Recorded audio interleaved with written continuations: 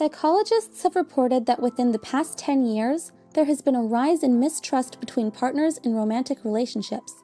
With the widespread of technology, it makes it easy to connect and reconnect with others.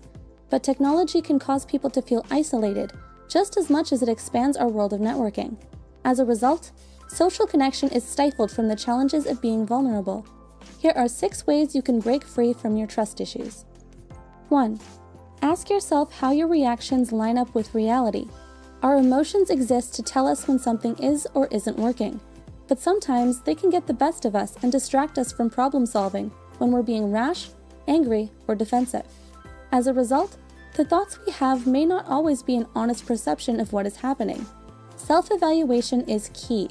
It's important to recognize when you're quick to close yourself up from someone because you're expecting the worst, even if it hasn't happened. 2. Learn to be non-defensive when you communicate.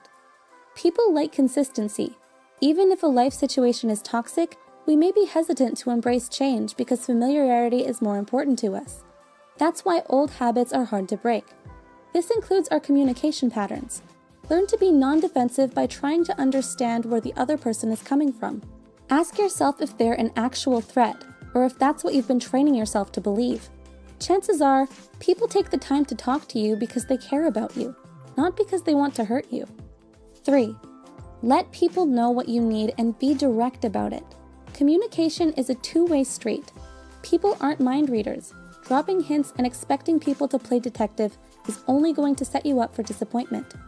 In order to build trust, you have to be open and honest. People often have trust issues because they are afraid of getting hurt. This is why we build up walls to protect ourselves, but getting hurt is part of the process of growing and cultivating deep relationships. Trust issues are developed when too much focus is concentrated on the pain, but not enough on overcoming the pain. 4. Give people a chance to show you who they are. We live in an era of instant gratification.